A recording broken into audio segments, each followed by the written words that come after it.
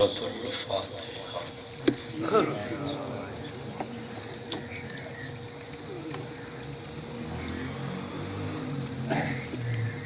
أعوذ بالله من الشيطان الرجيم. بسم الله الرحمن الرحيم. الحمد لله رب العالمين الرحمن الرحيم مالك يوم الدين. إياك نعبد وإياك نستعين. اهدنا الصراط المستقيم صراط الذين أنعمت عليهم غير المغضوب عليهم ولا الضالين.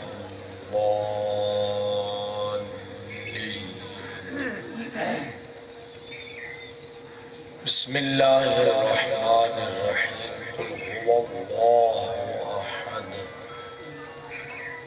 الله الصمد لم يلد ولم يولد ولم يكن له كفوا أحد. بسم الله الرحمن الرحيم. قل هو الله أحد الله الصمد لم يلد ولم يولد ولم يكن له كفوا أحد. بسم الله الرحمن الرحيم. قل هو الله أحد الله الصمد لم يلد ولم يولد ولم يكن له كفوا أحد. إن الله وملائكته يصلون على النبي يا أيها الذين آمنوا صلوا عليه وسلموا تسليما. سب مل کر بآواز بلند صلوات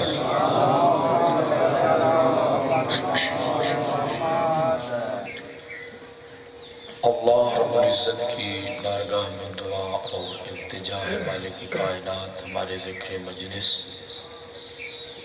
ہماری اس عظیم عبادت کو اپنی بارگاہ میں منظور و مقبول فرمائے. پروردگار عالم اس عبادت عظیم کا اجر کثیر و جزیل عطا فرمائے.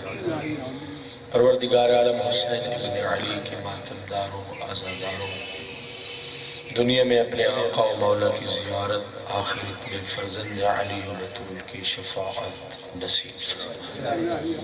اللہ رب العزت بانیان صف عزا بالخصوص اس صف عزا کا اہتمام کرنے والے انتظام کرنے والے جناب قاسم رضا خان صاحب کی زندگی کو دراز فرمائے.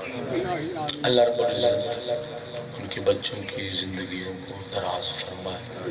زمین و آسمان کی آفات و بلیات، موذی امراض، حاسدین کے حسد اور بد نظروں کی نظر بد سے محفوظ فرمائے.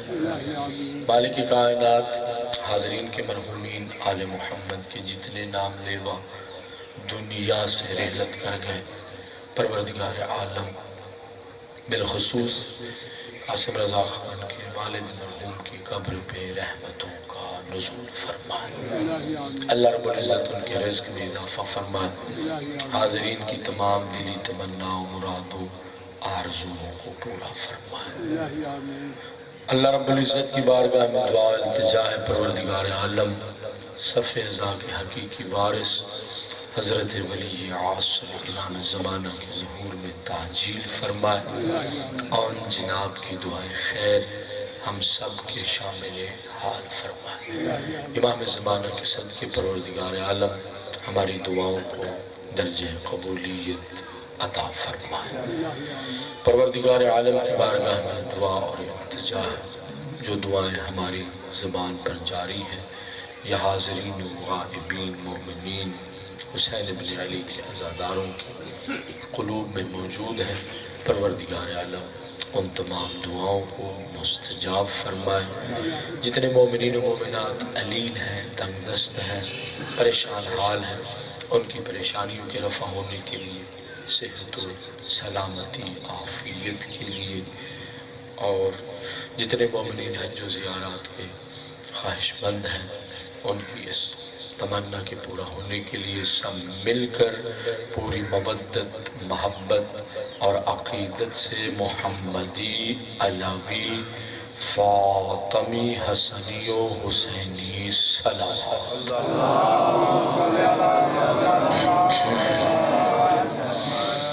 دعاؤں کی قبولیت کے لیے ایک مرتبہ پھر بھی اپنے لبوں کو معطر فرمائے محمد و آل محمد پر صلوات۔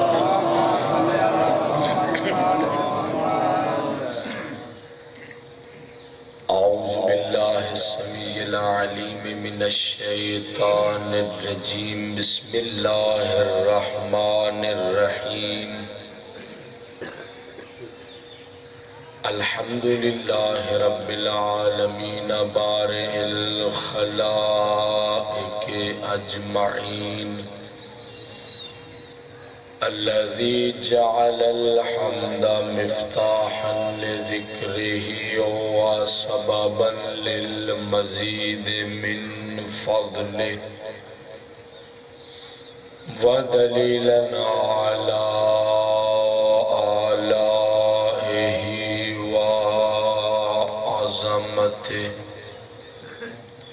والصلاة والسلام على بشير رحمته ونذير نقمته،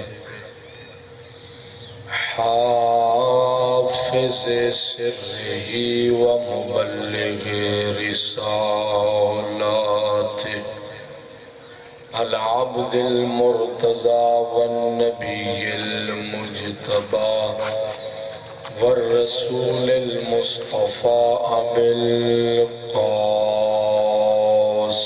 محمد،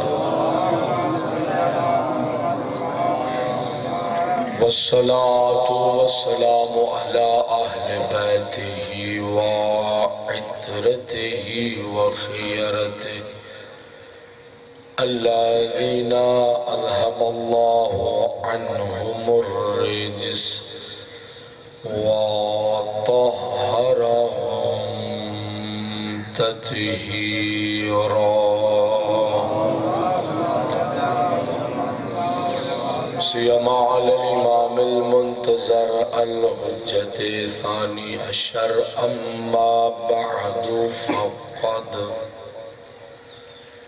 قال الله الحكيم في الذكر الحكيم، بسم الله الرحمن الرحيم، يا أيها الذين آمنوا اذكروا الله ذكرا كثيرا وسبحوه بكرة وأصيلا، وقال الإمام السجاد زين العابدين سيد الساجدين في مناجاته،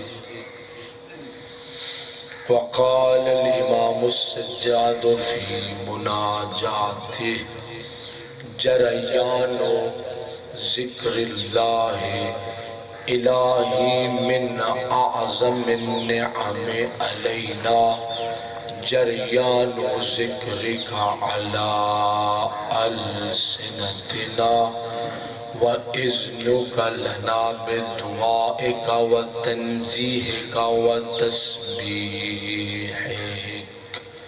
صلوات محمد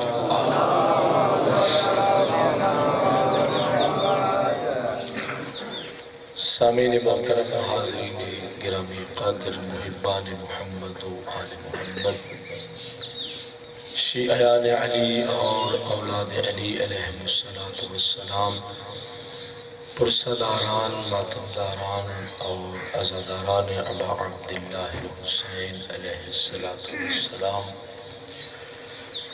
یہ سورہ مبارکہ احزاب کی آیات مجیدہ ہیں جن کے ذیل میں ہماری مسلسل گفتگو جاری ہے۔ ان آیات میں پروردگار عالم نے صاحبان ایمان صاحبان ایقان کو کثرت سے اپنا ذکر کرنے کی دعوت دی۔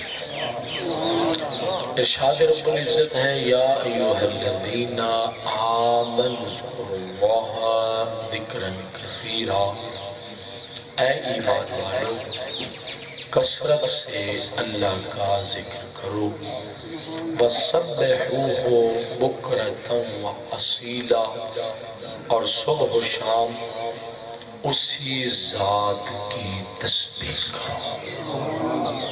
یہ ان آیات کا ظاہری ترجمہ ہے جو ممبر سے بار بار عرض کرنے کے ساتھ آپ کے مقدس اذہان میں محفوظ ہو چکا ہے۔ اس کے ذیل میں آج کی گفتگو کا آغاز کچھ اس طرح سے کرنا چاہتے ہیں۔ ایک نئی بحث ہے، نئی گفتگو ہے، عمدہ بحث ہے کہ لفظ ذکر عربی زبان کا لفظ ہے اور اس کا معنی ہے کسی کی یاد میں رہنا۔ بالکل آسان بات کر رہا ہوں۔ لفظ ذکر کا معنی ہے کسی کی یاد میں رہنا، اور ذکر اللہ سے مراد یہ ہے کہ انسان ہر وقت یاد خدا میں رہے، کبھی بھی اپنے پروردگار سے غفلت نہ کرے، کیونکہ ذکر کے مقابلے میں عربی میں لفظ غفلت بولا گیا ہے کہ کچھ لوگ وہ ہوتے ہیں جو اللہ رب العزت کے ذکر سے غافل ہو جاتے ہیں۔ پروردگار عالم نے غافلین کو سزا سنائی ہے اور ذاکرین کے لیے، اللہ کا ذکر کرنے والوں کے لیے اللہ رب العزت نے انعام کا اعلان فرمایا ہے۔ اولیاء الہی وہ نبی ہوں یا ہمارے ائمہ علیہ السلام یا صالحین، اللہ کے نیک بندے، شہداء، مقربین، جتنے بھی ہیں، جہاں وہ خود اللہ رب العزت کا ذکر کرتے ہیں، ان کی تمنا یہ ہوتی ہے کہ ذرہ ذرہ کائنات اللہ کا ذکر کرے۔ کیسی عظیم تمنا ہے کہ یہ توقع رکھتے ہوں کہ ذرہ ذرہ کائنات سجدہ کرے اسی ذات کا، ذکر کرے اسی ذات کا، توجہ فرمانا، ذکر کرے اسی ذات کا، مقام شکر میں آئے اسی ذات کا شکر بجا لائے۔ بڑی نفیس بحث ہے، مقام شکر میں آئے اسی ذات کا شکر بجا لائے۔ حتی اولیاء الہی اور انبیاء اگر کوئی ان کے سامنے اللہ کا شکوہ کرے، نہ وہ خود اللہ کا شکوہ کرتے ہیں نہ اللہ کا شکوہ کرنے والے کو پسند کرتے ہیں۔ یہ بہت بڑی بات آپ کے سامنے رکھ رہا ہوں، توجہ فرمائیے۔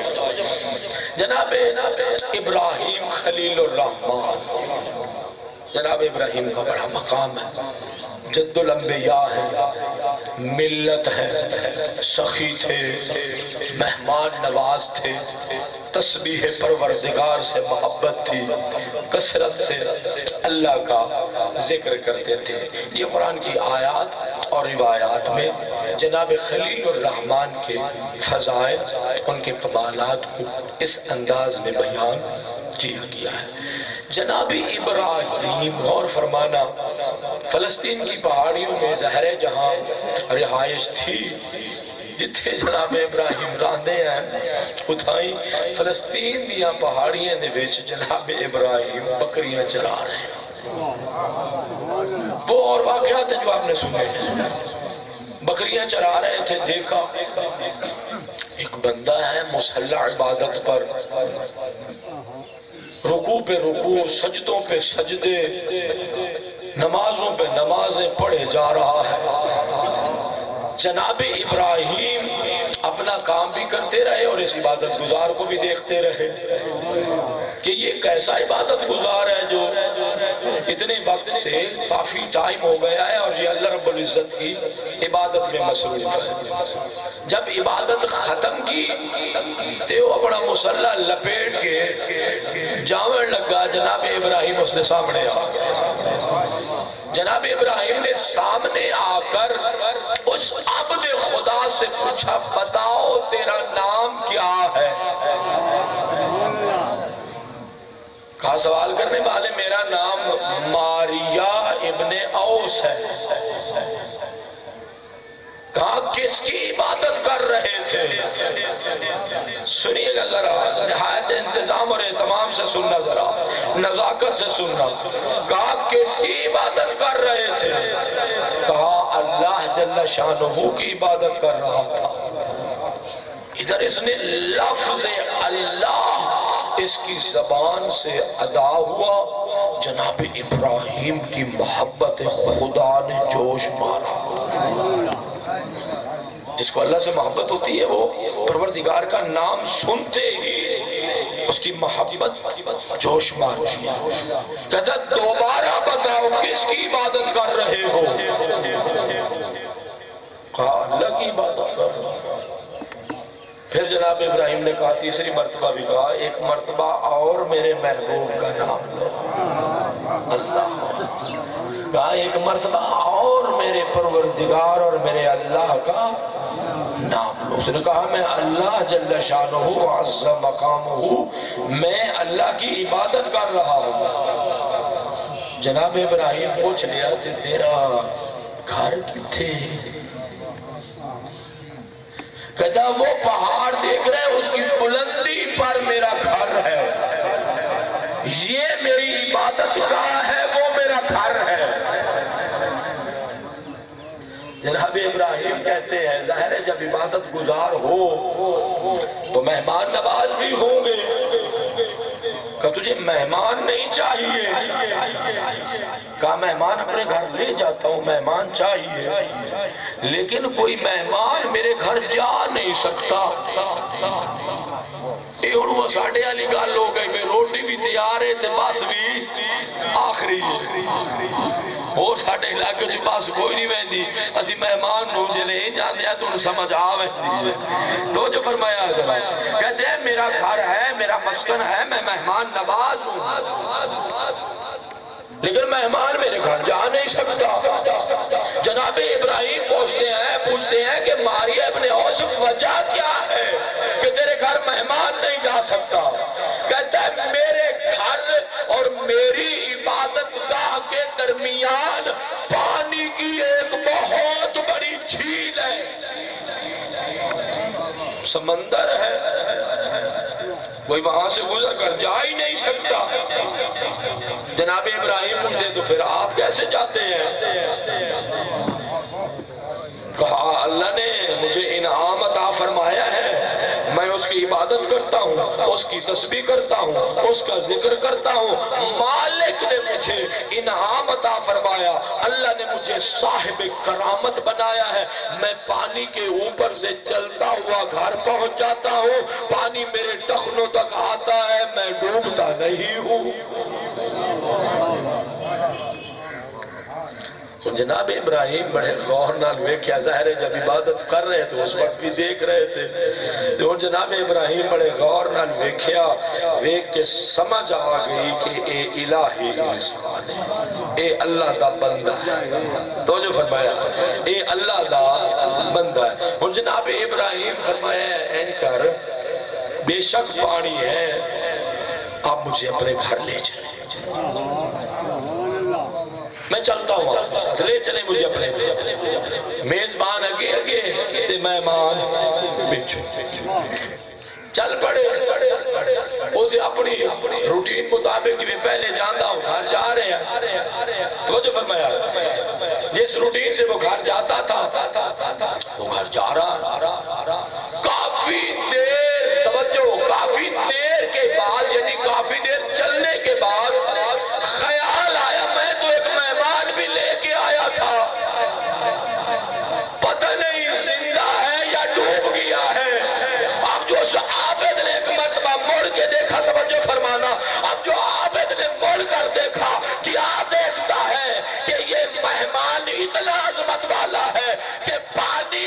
اس کے قدموں کو بھی مس نہیں کر رہا ہے۔ نعرہ حیدری، سمجھ آ گئی اس بھائی یہ بھی کوئی عام بندہ نہیں۔ گھر پہنچ گئے،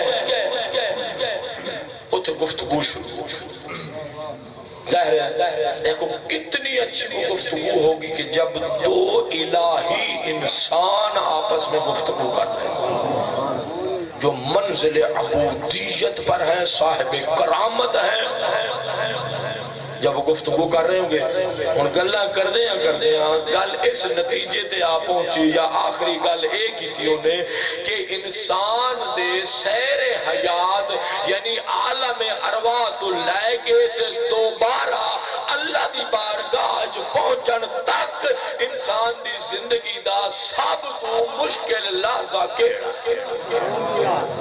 اس نو گو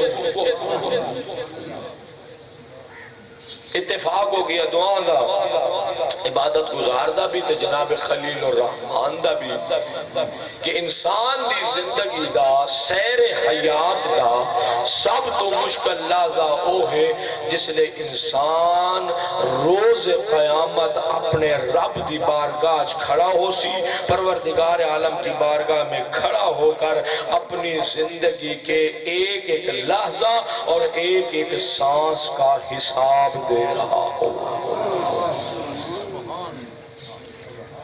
مقام حساب بڑا مشکل، ایک ایک سادہ ایک ایک لحظے دا اللہ رب العزت نو اس دی بارگاہ کھڑے ہو کے حساب دے بڑا۔ توجہ فرمائے جناب ابراہیم جب دونوں نے یہ فیصلہ کر لیا کہ یہ لحظہ تو بڑا مشکل ہے، یہ تو بڑا مشکل مرحلہ ہے، جناب ابراہیم کہتے ہیں ایسا کرتے ہیں آپ دعا کریں میں آمین کہتا ہوں، اللہ رب العزت ہمارے لیے اس مشکل لحظے کو آسان کر دے گا۔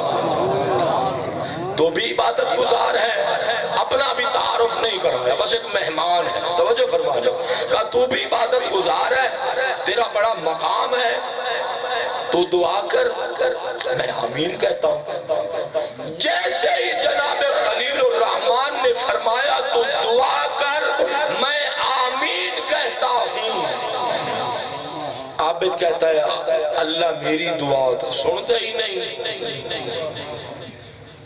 جناب ابراہیم غور کر دیکھے ایک ہی ہو جی عبادت گزار ہے، توجہ فرمایا آپ کو میری دعا سے کیا مطلب، آپ کو میری دعا سے کیا غرض، پروردگار عالم اللہ تو میری دعا سنتا ہی نہیں ہے۔ غور فرمانا، کہا یہی مقام تھا، میں مصلح عبادت بچھا کر اللہ کی عبادت کر رہا تھا، ایک حسین زلفوں والا جوان، ایک خوبصورت چہرے والا جوان یہاں پر بکریاں چرا رہا تھا، میں نے اس سے نام پوچھا تھا، میں نے پوچھا تیرا نام کیا ہے، اس نے کہا تھا میرا نام اسحاق ابن ابراہیم ہے، میرا نام اسحاق ہے، میں ابراہیم کا بیٹا ہوں۔ میں نے پوچھا تھا یہ بکریاں اپنی ہیں یا کسی کی ہے، کہا یہ اللہ کے خلیل کی بکریاں ہے۔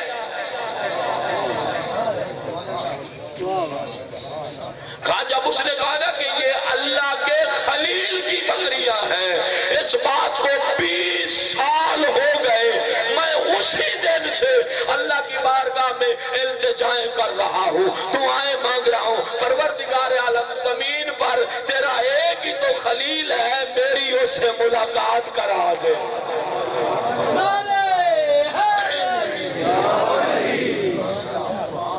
کہتا 20 سال ہو گئے ہیں میں دعا مانگ رہا ہوں، تجھے میری دعا سے کیا مطلب ہے، میری دعا تو قبول ہی نہیں ہوتی ہے۔ توجہ فرمائیے گا اس عابد کا عبادت گزار کا یہ کہنا تھا کہ میری دعا قبول نہیں ہوتی ہے، اور کیسے میری دعا تھی جو قبول نہیں ہو رہی، توجہ فرمانا، جو قبول نہیں ہو رہی، توجہ، جناب ابراہیم نے عابد کو دیکھا، عبادت گزار کو دیکھ کر کہا میرے رب کا شکوہ نہ کر، میں ابراہیم ہوں اور میں ہی اللہ کا خلیل ہوں۔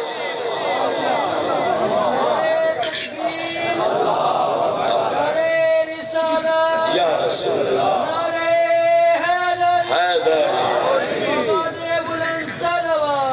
اللہم صلی علی محمد۔ تو اولیاء الہی کی نشانی یہ ہے کہ نہ وہ خود پروردگار عالم کا شکوہ کرتے ہیں اور نہ ہی کسی کو اپنے رب کا شکوہ کرنے دیتے ہیں۔ توجہ فرمائیں۔ میرے آقا زین العابدین سید الساجدین ذو الصافنات آدم آل محمد نوح اہل بیت دعاؤں کی شکل میں انجیل آل محمد دینے والے زبور اہل بیت پیش کرنے والے مناجات ذاکرین میں اسی ذکر کے بارے میں ایک عظیم جملہ ارشاد فرماتے ہیں۔ الہی من اعظم نعم علینا جریان و ذکر کا علی السنتنا وَإِذْنُ کا لنا بدعائے کا و تنزیح کا و تسبیح۔ ترجمہ کروں گا تو پھر محظوظ ہے۔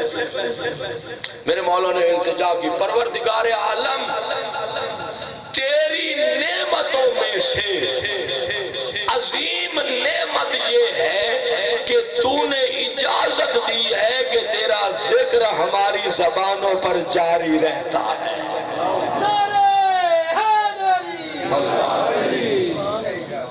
الہی من اعظم النعم، بڑی نعمتوں میں سے کہ تیرا ذکر ہماری زبانوں پر جاری رہتا ہے۔ اور پھر اس سے خوبصورت جملہ ہے میرے مالک وَإِذْنُكَ بِدُعَائِكَ۔ پروردگار عالم اس سے بڑی نعمت یہ ہے کہ تم نے ہم جیسے حقیر بندوں کو اپنی بارگاہ میں دست نیاز دراز کر کے جبین نیاز جھکا کے دامن مراد پھیلا کر کچھ مانگنے کی اجازت دی۔ اللہ اکبر، کہاں وہ صاحب جلال و جبروت رب جلیل اور کہاں یہ عبد ذلیل۔ وہ تنزیح کا وہ تسبیح کا، میرے مالک یہ تیرا احسان ہے کہ تو نے مانگنے بھی اجازت بھی دے دی، اپنی پاکیزگی کے اعلان کی بھی اجازت دے دی، وہ تسبیح کا اور اپنی تسبیح کی بھی اجازت دے دی۔ ہم تو سوچتے ہیں نا شاید دنیا کی یہ معمولی جو نعمتیں ہیں یہ بہت بڑی چیز ہے۔ سرکار فرماتے ہیں، غور فرمائیے گا، سرکار فرماتے ہیں کہ یہی جو میری زبان تیرے ذکر میں مصروف رہتی ہے یہی تیری سب سے بڑی نعمتوں میں سے بہت عمدہ بات، میری زندگی کی قیمتی ترین بات جو ہم نے علماء اخلاق اور جو اساتذہ ہمیں درس دیتے ہیں، میں نے اتنے عرصے میں اتنی اچھی بات نہ سنی تھی، آپ کے دامن علم و معرفت میں ڈالنے لگا۔ جناب عیسی ابن مریم نے اللہ کی بارگاہ میں التجا فرمایا، پروردگار عالم تیرا نبی ہوں، اولو العظم پیغمبر ہوں، ظاہر صاحب کتاب، صاحب کلمہ، صاحب شریعت، نابیناؤں کو بینائی دینے والے، بیماروں کو شفا دینے والے، اور اتنا بڑا کمال کے مردوں کو بھی زندہ کر لیتے تھے۔ یہ باتیں ساری آپ نے قرآن حکیم میں پڑھی، آپ کے اذان مبارکہ میں ہے۔ اللہ کی بارگاہ میں التجا کی، کا پروردگار عالم ظاہر ہے کہ جسے تو نے نبوت دی ہے اسے تو پسند کرتا ہے، جس کو اللہ پسند کرتا ہے اسے ہی منصب دیتا ہے، یعنی جو الہی منصب ہوتا ہے۔ اللہ الہی منصب، اپنا منصب جو مقامات عند اللہ ہیں وہ اللہ اپنے پسندیدہ بندوں کو دیتا ہے۔ جناب عیسی ابن مریم نے اللہ کی بارگاہ میں عجب درخواست کر لی، کہا میرے اللہ میرے بعد مخلوق میں سے جس کو تو سب سے زیادہ پسند کرتا ہے اس سے میری ملاقات کرا دے۔ بعد ذکر و تسبیح کی، موضوع ہی ایسا ہے، کہا میرے اللہ اس سے میری ملاقات کرا دے۔ پروردگار عالم نے جناب عیسی ابن مریم کی رہنمائی فرمائی، کہا یہ دریا ہے اور اس کے کنارے چلتے جاؤ تیری ملاقات ہو جائے گی۔ جناب ابن مریم چلے، ایک دور ایک گھر تھا، جناب ابن مریم ظاہر نبی تھے، صاحب فہم و فراست تھے، دور ایک گھر تھا، جناب عیسی ابن مریم وہاں جا کے رکتا ہے اور بہت ہی سے دور ایک گھر ہے۔ وہاں جا کے کیا دیکھا؟ امت اللہ ہے، کنیز خدا. یعنی ماں بہنیں بھی آتی ہیں، ان کے لیے بھی کچھ بات ہونی چاہیے. ساڑھے معاشرے دا چھے اور بڑا عجیب رواج نے کنیزان زہرا بنائے سب کو. عورتوں دا عام طور تے خیال ہوندہ انہیں ایک بھائی نماز ہوندی مردہ دے واجب ہے، ساتھ واجب بھی کوئی نہیں. یہ سفر زیارت بھی ہم دیکھتے تھے. جب زیارات کے سفر کے لیے جاتے تھے مرد اتر کر نماز پڑھتے تھے.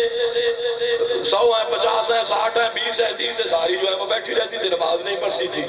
یعنی انہوں نے ذہنی طور پر یہ بنایا ہوا ہے یہ سجدہ کرنا، یہ ذکر کرنا، اللہ کے سامنے جو ہے وہ جبین نیاز جھکانا، یہ صرف مردوں کا کام ہے. بہرحال توجہ فرمائیے گا، یہ کنیز خدا ہیں. جناب عیسیٰ ابن مریم گھر میں پہنچے اور گھر میں پہنچ کر دیکھا آنکھوں سے نابینا ہے، بدن پر فالج کے آثار ہیں اور ذکر خدا میں مصروف ہیں.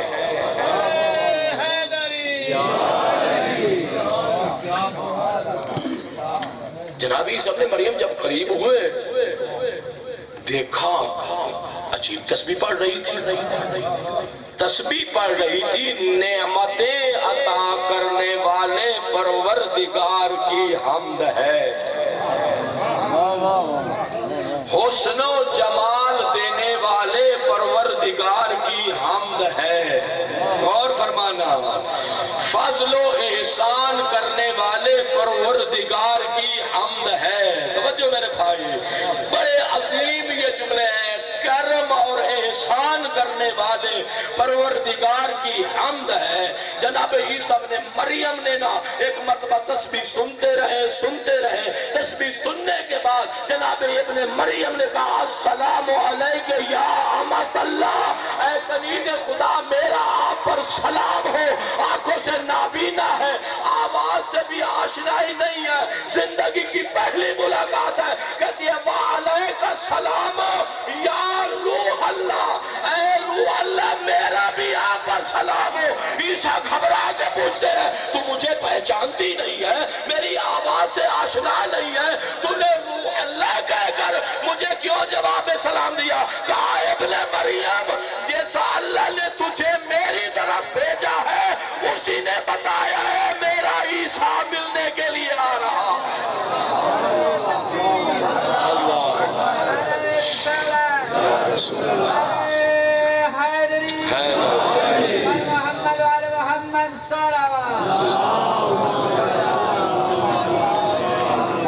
ظاہر ہے جب اتنا معیار معرفت دیکھا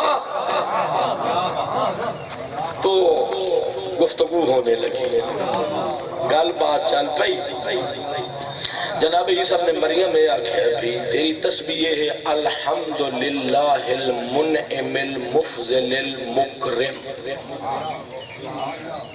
حمد ہے اس پروردگار کی جو نعمتیں دینے والا ہے، جو فضل کرنے والا ہے، جس نے عزت کرامت شرف بخشا ہے، جو فضل بھی کرتا ہے صاحب احسان بھی ہے.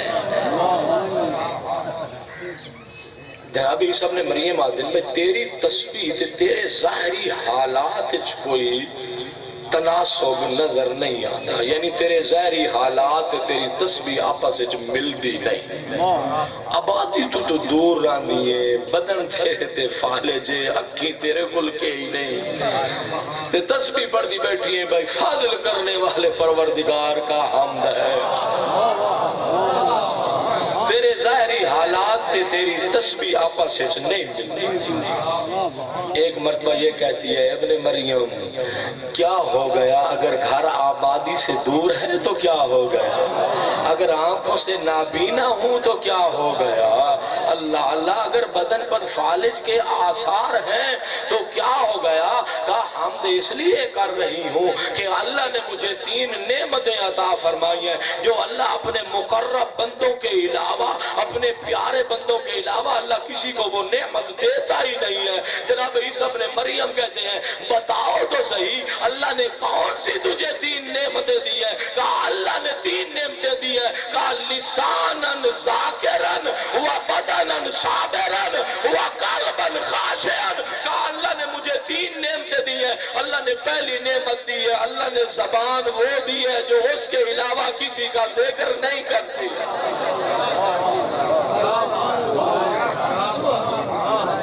کہا تیری دوسری نعمت کیڑی ہے؟ کہا اللہ نے بدن وہ دیا ہے جو اس کی آزمائش پر صبر کرتا ہے۔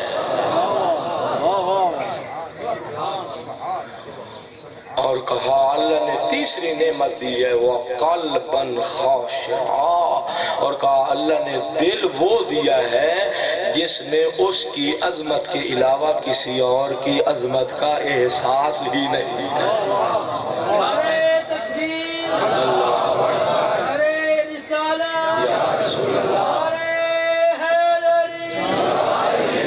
توجہ فرمائیے آپ نے۔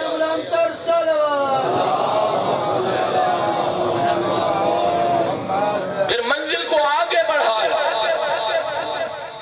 کیا معرفت ہے اولیاء الہی کی، یا جو لوگ بارگاہ رب العزت میں کوئی مقام رکھتے ہیں؟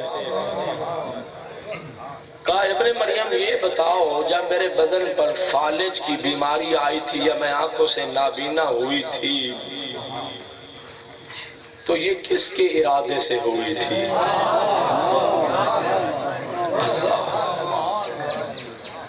کہا اس ذات نے اپنی آزمائش کے قابل سمجھا ہے تو مجھے آزمایا ہے۔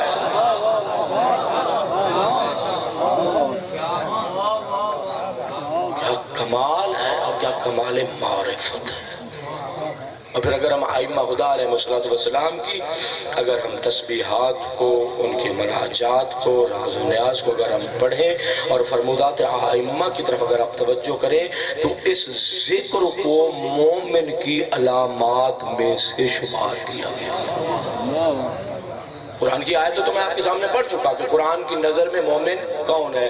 انما المؤمنون الذین اذا ذکر اللہ وجلت قلوبہم واذا تلیت علیہم آیاتہ زادتہم ایمانا وعلی ربہم یتوکلون الذین یقیمون الصلاة وینفقون ومما رزقناہم ینفقون۔ یہ قرآن ہے۔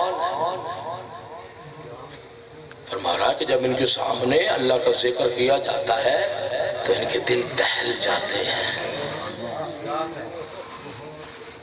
ان کے ایمان میں اللہ کی آیات سن کر ان کے ایمان میں اضافہ ہو جاتا ہے۔ یہ قرآن کی نظر میں مومن ہے۔ اب سوچئے تو صحیح، سامعین قرآن نے جو تصویر پیش کی ہے، غور فرمائیے گا۔ ہمارے ایک محلے میں اخلاق نے یہ کہا تھا دوسروں سے کیا پوچھتے ہو کہ میں مومن ہوں یا نہیں ہوں؟ اسی کہتے خوش ہونے جیلے کوئی بندہ کہ بھائی بڑا پکا مومن ہے۔ دوسروں سے کیا پوچھتے ہو؟ کہ قرآن کو سامنے رکھ لو، قرآن کو سامنے رکھ کر آئینہ بنا کر اپنا چہرہ قرآن کے آئینے میں دیکھ لو۔ اگر قرآن میں آپ کی صاف تصویر نظر آئے سمجھ لینا مومن ہو۔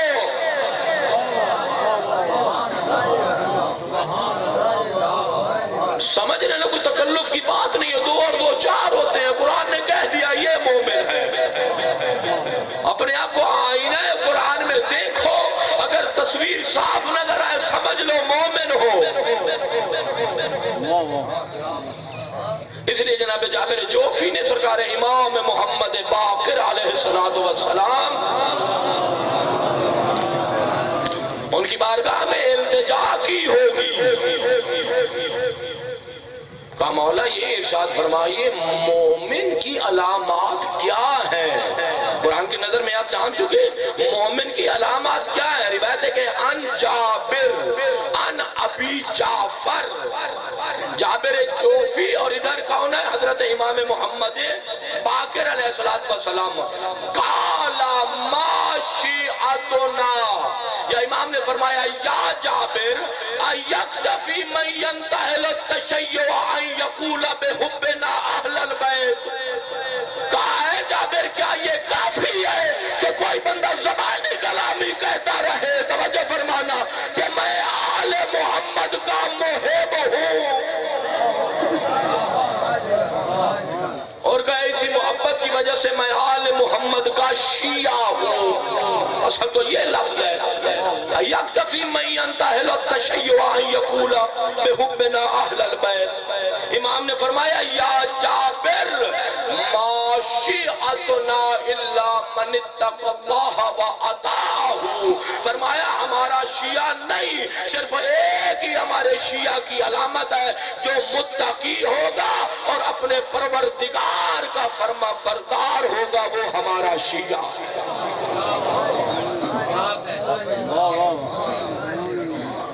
واضح بات ہے، واضح الا من اتقى اللہ واتعہ، پرہیزگار ہے، متقی ہے۔ پھر میرے آقا نے فرمایا اگر کسی بستی میں، کسی علاقے میں، کسی گاؤں میں جاؤ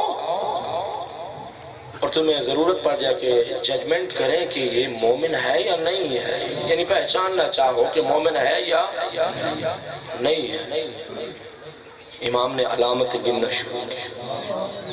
میں تو خود تڑپ گیا، کہا کہ وَمَا كَانُوا يُعْرَفُونَ إِلَّا بِالتَّخَشُّعِ وَالتَّوَاضُعِ وَالْأَمَانَةِ۔ میں نے کہا نا کہ ذکر، کثرت ذکر مومن کی علامت ہے۔ پھر میرے مولا نے فرمایا وَكَثْرَةِ ذِكْرِ اللَّهِ وَالصَّلَاةِ وَالصَّوْمِ وَالتَّعَاهُدِ لِلْجِيرَانِ مِنَ الْفُقَرَاءِ وَأَهْلِ الْمَسْكَنَةِ وَالْغَارِمِينَ وَالْأَيْتَامِ وَصِدْقِ الْحَدِيثِ وَبِرِّ الْوَالِدَيْنِ وَتِلَاوَةِ القرآن۔ امام نے فرمایا اگر کسی علاقے جاویں تو تینوں ضرورت پائے جاوے کہ میں پہچانا تو صحیح اے آل محمد دا شیعہ ہے یا نہیں، ڈیڑھ مان لو اچاون اللہ تا بڑا مومن نہیں ہوتا۔ توجہ فرمائے، امام نے فرمایا وَمَا كَانُوا يُعْرَفُونَ، ہمارے شیعہ نہیں پہچانے جاتے مگر یہ کہ پہلی علامت بتائی ہمارا شیعہ وہ ہوتا ہے جس میں عاجزی اور انکساری پائی جاتی، جد وچ آکڑ ہوئے وہ دی کیڑی شیعہ تھی، جس وچ غرور ہوئے، تکبر ہوئے، کل میں پڑھ چکا نا اس موضوع میں، توجہ فرما بالتخشع والتواضع، ہمارا شیعہ عاجزی اور انکساری کا پیکر ہوتا ہے۔ کیا بتاؤں تمہیں آل محمد کے کتنے شیعہ ہیں؟ اور فرمائیے جناب مالک اشتر سپاہ سالار فوج علی ابن ابی طالب، جن کے بارے میں سرکار امیر المومنین نے اتنا بڑا جملہ تاریخ میں ملتا ہی نہیں ہے، جن کے بارے میں یہ فرمایا، توجہ، کان المالک لی کما کنت لرسول اللہ، یہ مالک میرے لیے ویسے ہے جیسے میں رسول اللہ کے لیے تھا۔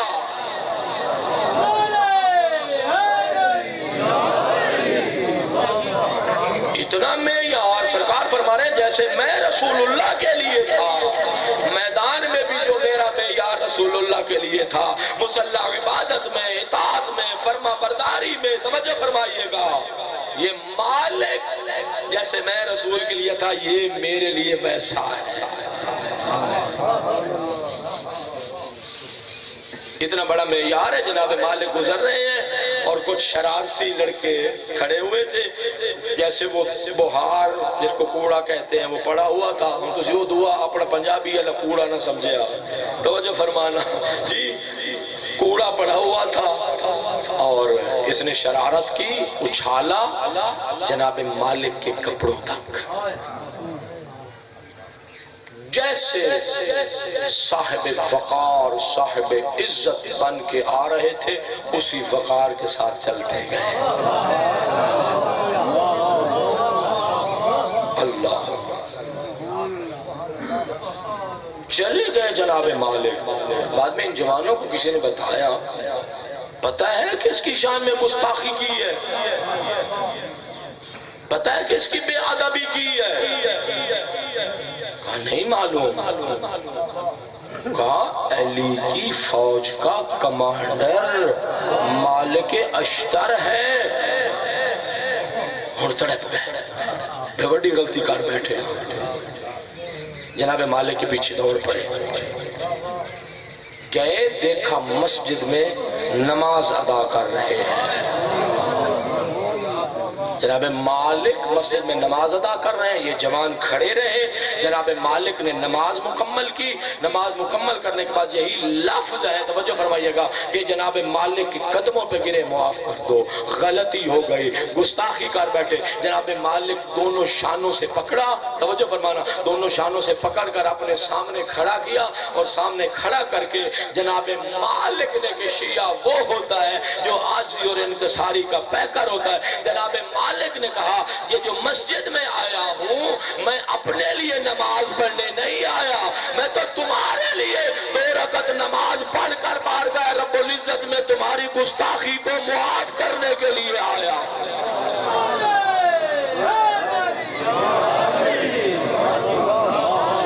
جیتے اللہ یا رسول اللہ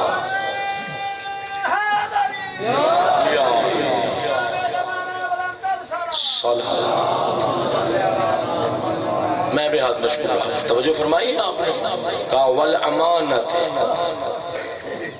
شیعہ ڈاکو نہیں ہوتے جس دا مال دکھا گیا جتو کو شیلہ بھی ہڑپ کر کھا گیا، نہیں، شیعہ خائن نہیں ہوتا، امین ہوتا ہے۔ پھر میرے مولا نے تیسری علامت بیان فرمائی جو میرے موضوع سے ریلیٹڈ ہے، کہا وَکثرت ذکر اللہ، ہمارا شیعہ وہ ہوتا ہے جو کثرت سے اللہ کا ذکر کرتا ہے۔ معصوم فرماتے ہیں 2 نعمتیں ایسی ہیں جو بہت کم جن کے انجام دینے کا موقع ملتا ہے، توجہ فرمانا، ایک غریب مومنین کی اپنے مومن بھائیوں کی مدد کرنا، اور دوسرا ہر وقت یاد خدا میں رہنا۔ معصوم فرماتے ہیں یہ 2 نعمتیں بہت کم بندوں کو نصیب ہوتی ہیں۔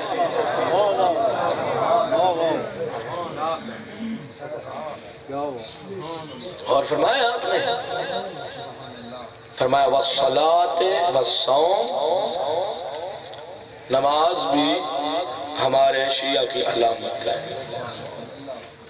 گھراں دے رواج بدل گئے، بچے سوئے ہوئے ہیں، زوجہ بھی آرام فرما رہی ہے۔ پہلی بات تو یہ ہے کہ توفیق نہیں ہوتی، اگر ہو بھی جائے اپنی نماز پڑھی انہیں نہ بلاتے ہیں نہ ہلاتے ہیں۔ ایک بندے بڑا اچھا جملہ آکھیا ہے، اسا کیا جڑا 2 رکعت نماز واسطے ڈر تو اپنے بال بچیاں نو نہیں اٹھا سکتا، اس کربلا دے وچ کیڑا جہاد کرنا جڑا اتھاں ہی اپنی زوجہ تو ڈرے کلا جو میں جگہ آیا تو صبح ناشتہ کوئی نہیں ملنا۔ گھر کا ماحول الہی بناؤ، گھروں میں بے برکتی بے نماز سے آتی ہے، گھروں میں نحوست بے نماز سے آتی ہے، گھروں میں پریشانیاں بے نماز سے آتی ہے، گھروں میں مہلک بیماریاں بے نماز کی وجہ سے آتی ہے۔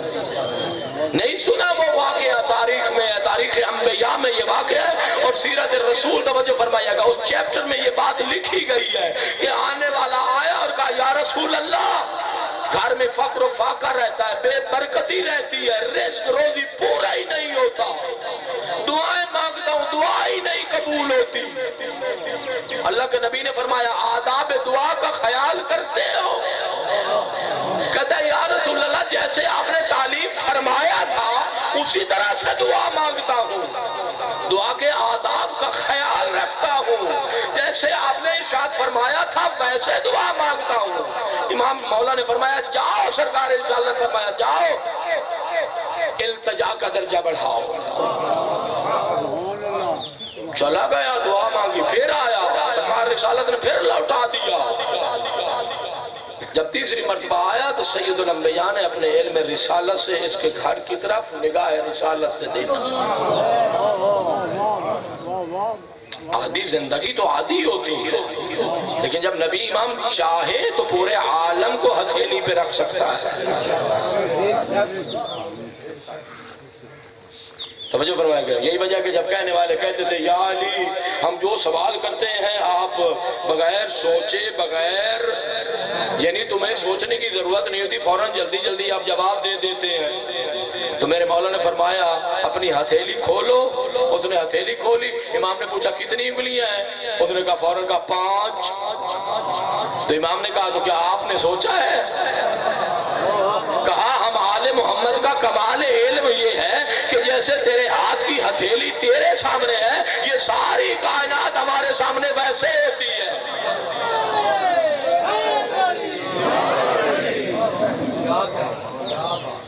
توجہ فرمائی آپ نے.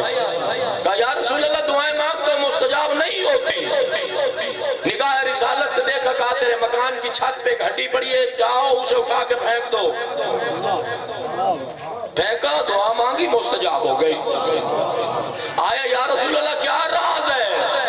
کہا قبرستان ویران ہوا تھا بے نماز کی قبر ٹوٹی تھی پرندے نے ہڈی اٹھائی تھی تیرے مکان کی چھت سے گزرا تھا اس کی چونچ سے ہڈی گر گئی تھی.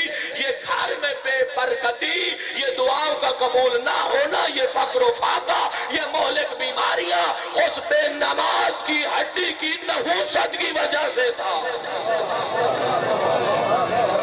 نعرہ تکبیر نعرہ رسالت یا رسول اللہ نعرہ حیدری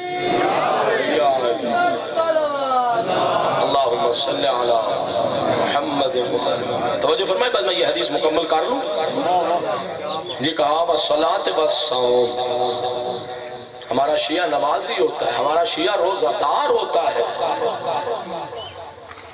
بعد والا کتنا خوبصورت جملہ ہے. فرمایا وَالتَّعَاهُدِ لِلْجِيرَانِ مِنَ الْفُقَرَاءِ وَأَهْلِ الْمَسْكَنَةِ وَالْغَارِمِينَ وَالْأَيْتَامِ. ہمارا شیعہ وہ ہوتا ہے جو اپنے ہمسائے میں دیکھتا ہے کوئی یتیم تو نہیں ہے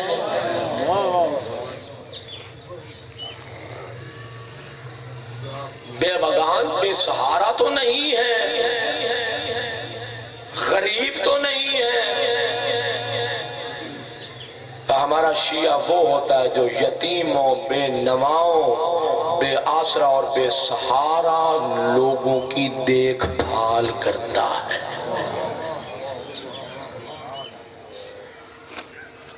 یہ جذبے ختم ہونے والے ہیں بلکہ ہو چکے ہیں. ان کو دوبارہ لوٹاؤ تاکہ زندگی پر برکت بنے. اپنی حد تک محدود رہنا یہ کون سا قبول ہے؟ توجہ فرمائے گا. اللہ پر ایمان کے بعد حضرت امام علی نقی علیہ السلام کی حدیث ہے.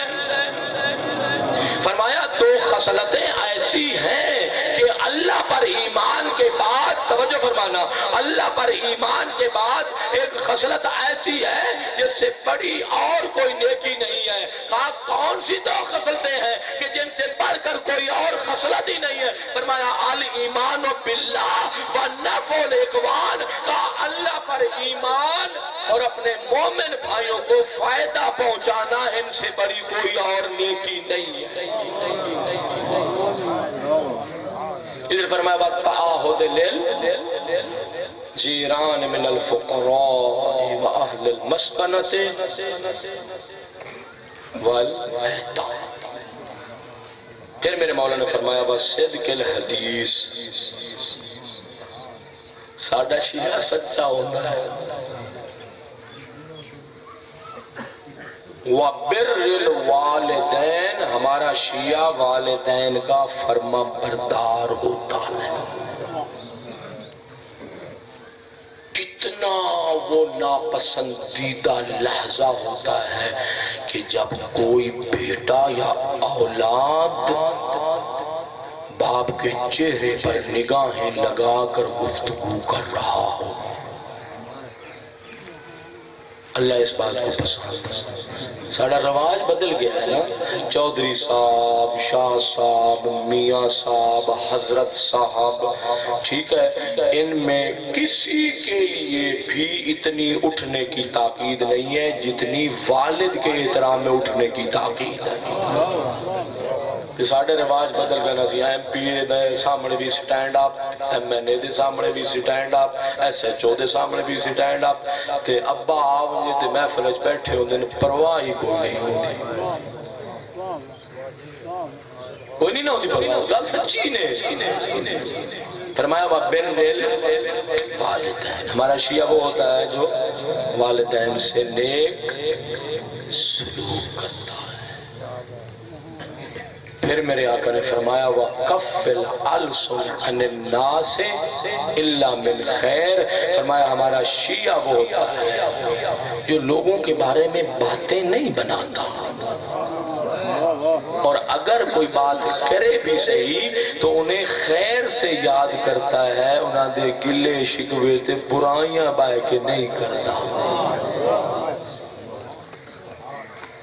اور فرمایا وَقَانُوا أُمَنَاءَ عَشَائِرِهِمْ پھر فرمایا ہمارا شیعہ وہ ہوتا ہے جو امین ہوتا ہے خاندانوں میں قبیلوں میں امین ہوتا ہے اور پھر فرمایا وَتِلَاوَةِ الْقُرْآنِ ہمارا شیعہ وہ ہوتا ہے جو قرآن کی تلاوت کرتا ہے اب عجیب معیار پہ بات پہنچ گئی یہی مومن جو آئینہ قرآن میں مومن ہے یہی مومن جو ائمہ کے فرمودات میں مومن ہے اسی مومن کے بارے میں سرکار امام محمد باقر علیہ السلام سے یہ سوال کیا گیا یبن رسول اللہ ما حق المؤمن علی اللہ اس قرآنی الہی توجہ فرمانا آئمہ پسند اہل بیت پسند مومن کا اللہ پر کیا حق ہے ہومڑا تھا یہ چاہیے ہے بھائی اللہ دا مومن تے کے آکے لیکن سوال یوں کیا گیا ہے کہ اس الہی انسان کا اللہ پر کیا حق ہے میرے آقا نے ارشاد فرمایا سامنے کھجور کا درخت کھڑا ہوا تھا میرے آقا نے ارشاد فرمایا لو قالا لہذہ النخلۃ اقبلی لاقبلتو کہ اللہ نے مومن کو وہ عزت عطا فرمائی ہے کہ اگر اس کھجور کے درخت کو کہہ دے کہ اپنی جگہ چھوڑ کر میرے پاس آ جا اگر اس کو بلانا چاہے میرے پاس آ جا تو وہ کھجور کا درخت اپنی جگہ چھوڑ کر مومن کے پاس آ جائے سائل نے سوال کیا امام نے جواب دے دیا ایک حد تک مطمئن ہوا بیٹھا تھا ایک مرتبہ چہرہ اترنے لگا پریشان ہونے لگا طبیعت میں اضطراب آنے لگا میرے مولا نے فرمایا میرے چاہنے والے کیا ہمارے جواب سے مطمئن نہیں ہوا کہتا ہے ابن رسول اللہ مطمئن ہو گیا ہوں لیکن مولا دیکھیے تو صحیح وہ کھجور کا درخت اپنی جگہ چھوڑ کر آپ کی طرف آ رہا ہے میرے آقا نے خطاب فرمایا ارجع الى مکانے کا ایک کھجور کے درخت اپنی جگہ پر واپس لوٹ جا میں نے تو اسے سمجھایا ہے تجھے بلایا تو نہیں ہے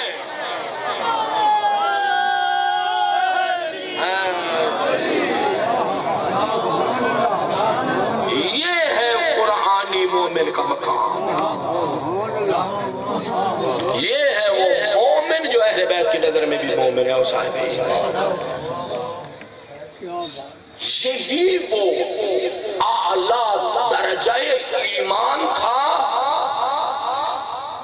توجہ فرمائیں کہ جب محضر شہادت پڑھا گیا اور سرکار ابا عبداللہ الحسین نے شہیدوں میں شہزادہ علی اصغر کا نام لیا تو حسن کا یتیم تڑپ گیا اللہ اکبر جن کی آوازیں بلند ہوئی بقی سے دعا آ رہی ہے یہ تکلفانہ جملے نہیں ہیں میرے پاس کہ یہی حدیث ہے اللہ اکبر سیدہ راضی ہوتی ہے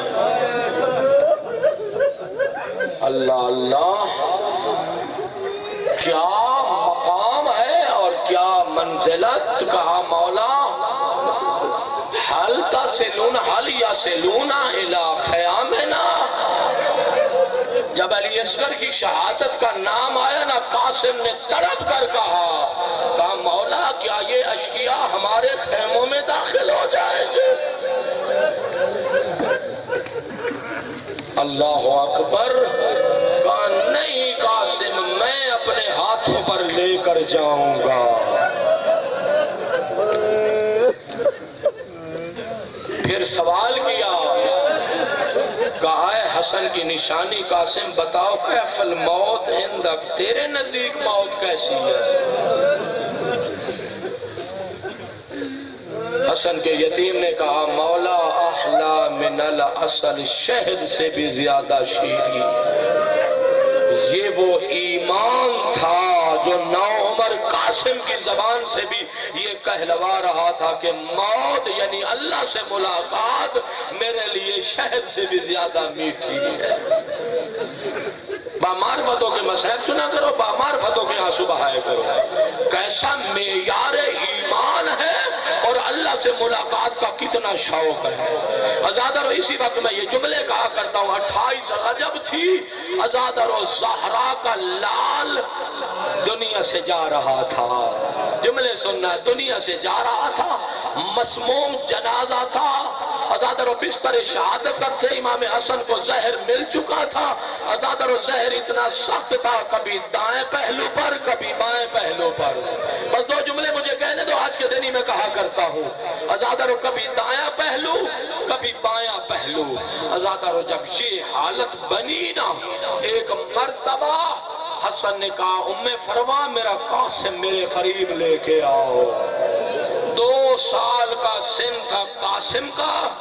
ازادر ام فروا قریب لے کے آئی، علی کے لال نے کرتاس و قلم منگوایا، کاغذ و قلم منگوا کر نہ میرے آقا نے وصیت لکھی۔ وصیت یہ لکھی، کہا بیٹا قاسم اذا کان یوم عاشورا، جب عاشور کا دن آ جائے اور تیرا چچا دشمنوں میں گھر جائے، اجرکم اللہ، زیادہ وقت نہیں ہے، جو عقیدت سے رونا چاہتے ہو رو لینا۔ کہا بیٹا قاسم جب روز عاشور آئے اور تیرا چچا دشمنوں میں گھر جائے، کہا میرے لال اپنی جان کی پرواہ نہ کرنا۔ اللہ اللہ، یہ مسموم امام حسن ہے جو وصیت لکھ رہے ہیں۔ اور پھر میرے مولا نے اگلا جملہ لکھا، توجہ فرمانا، اگلا جملہ لکھا، کہا اگر تجھے نوعمر سمجھ کر، میری نشانی سمجھ کر اگر حسین اجازت نہ دے، اتنی مرتبہ جانے کے اجازت دے دے۔ اجرکم اللہ، اجرکم اللہ۔ بامعرفت مجمع ہے یہ، عقیدت سے رونے والے ہیں، یہاں تصنع بناوٹ کی ضرورت نہیں ہے۔ جو آنسو اخلاص سے نکلتا ہے وہ سیدہ کی بارگاہ میں بڑا مقام رکھتا ہے۔ گناہوں کے صحیفے دھل جاتے ہیں، پاک ہو جاتا ہے انسان جب غم اہل بیت میں روتا ہے، اس کا اثر ہے یہ۔ اجرکم اللہ آزادارو، کہا اتنی مرتبہ جانا کہ حسین تجھے اجازت دینے پر راضی ہو جائے۔ ازادارو ہاں رو صبح عاشور نمودار ہوئی، قربانیوں کا سلسلہ شروع ہوا۔ علامہ نقل نے کیسا عجیب جملہ کہا تھا، کہا تمہیں کربلا کی سمجھ نہیں آئے گی۔ کربلا وہ میدان ہے جہاں راہ خدا میں قربان ہونا جینے سے زیادہ آسان تھا۔ اللہ اللہ، کیسا مصائب کا جملہ علامہ نے کہا کہ کربلا میں جینا مشکل تھا۔ اجرکم اللہ، راہ خدا پر قربان ہو جانا آسان تھا۔ ازادر و علی اکبر کا جنازہ آ چکا، عباس کے بھائی قربان ہو چکے۔ ازادر ایک مرتبہ حسین نے کیا دیکھا، بھتیجا ہے سر جھکا کے آ رہا ہے، کہا چچا مجھے بھی میدان ڈالنے کی اجازت دیجئے۔ اجرکم اللہ، جن کی آنکھیں وضو کرنے کی عادی ہیں نا وہ وضو کریں ان کی آنکھیں۔ ازادر لوٹا دیا، کہا تجھ سے مجھے اپنے بھائی حسن کی خوشبو آتی ہے۔ اللہ اللہ، کہا تجھ سے مجھے حسن کی خوشبو آتی ہے۔ گئے، ماں کو ساتھ لیا، ازادر تعویذ کھولا، کہا تھا نہ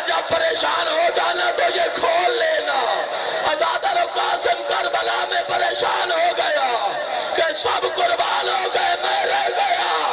ازادارو ایک مرتبہ تعویذ کھولا.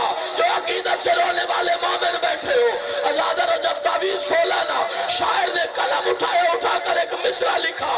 کہا قاسم رضائے جنگ زبانی نہ مانگیے, بھائی کو ایک بھائی کی تحریر چاہیے. اجرکم اللہ, اجرکم اللہ.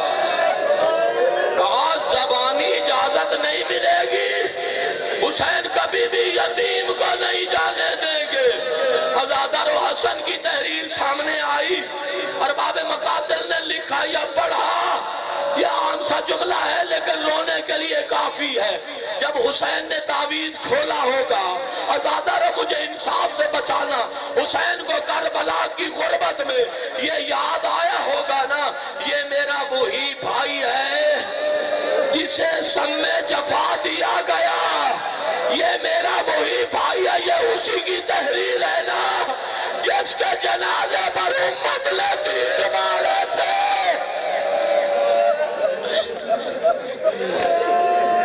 اللہ اللہ, حسین کو سارا مصائب یاد آ گیا.